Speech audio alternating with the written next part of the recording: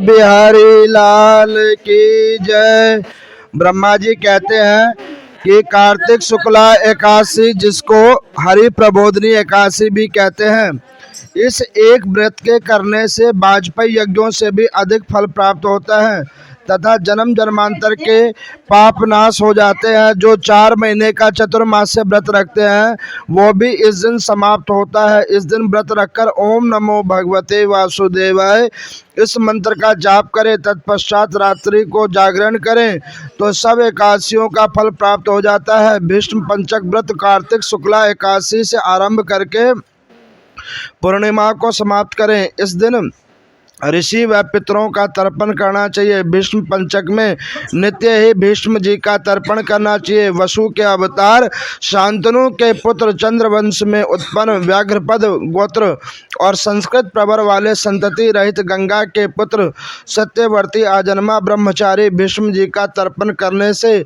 संपूर्ण वर्ष के पाप नष्ट हो जाते हैं। हे भीष्म पंचक व्रत करने वाला पूर्णमासी व एकम को ब्राह्मणों को खीर का भोजन करवावे तथा दान दक्षिणा करके ब्राह्मणों को संतुष्ट करके तत्पश्चात स्वयं भोजन करे। ब्रह्मा जी बोलते हैं कि हे मुनिश्रेष्ठ, अब आप पापों को दूर करने वाली तथा पुण्य और मुक्ति को देने वाली प्रबोधनी एकादशी का महात्म्य भी सुनिए। भागीरथी गंगा मनुष्यों को तभी फल देती है जब तक कार्तिक मास में प्रबोधनी एकादशी नहीं आती। कार्तिक मास की शुक्ल पक्ष की प्रबोधनी एकादशी के व्रत का फल 1 सहस्र अश्वमेघ 100 राजसु यज्ञ के बराबर होता है। नारद जी ने पूछा कि हे पिताजी, एक संध्या को भोजन करने से तथा रात्रि को भोजन करने तथा पूरे दिन उपवास करने का क्या फल मिलता है, उसे आप समझाइए। तो ब्रह्मा जी बोले कि हे नारद जी, एक समय को भोजन करने के 1 जन्म के पाप दूर होते हैं। सायकाल में भोजन करने से 2 जन्म के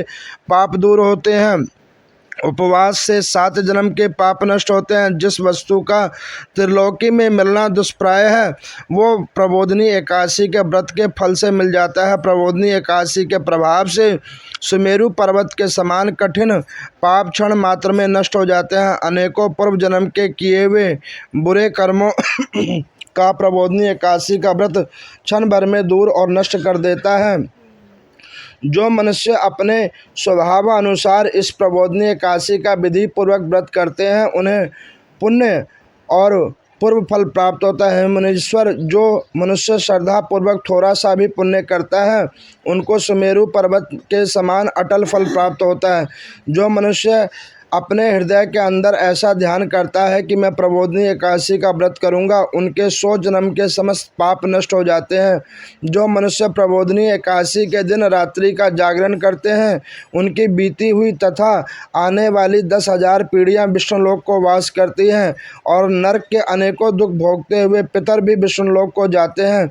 ब्रह्म हत्या आदि महान पाप संसार में जितने भी तीर्थ हैं तथा जितने भी तीर्थों की आस कर सकती हैं वह सब प्रबोधनी एकादशी के व्रत करने से संपन्न होती है। मनुष्य को समस्त कर्म को त्यागते हुए भगवान की प्रसन्नता के लिए कार्तिक मास में प्रबोधनी एकादशी का व्रत करना चाहिए। जो मनुष्य इस एकादशी को व्रत को करता है वो ज्ञानवान, योगी, तपस्वी तथा इंद्रियों को जीतने वाला होता है, क्योंकि ये एकादशी भगवान विष्णु को अत्यंत प्रिय है।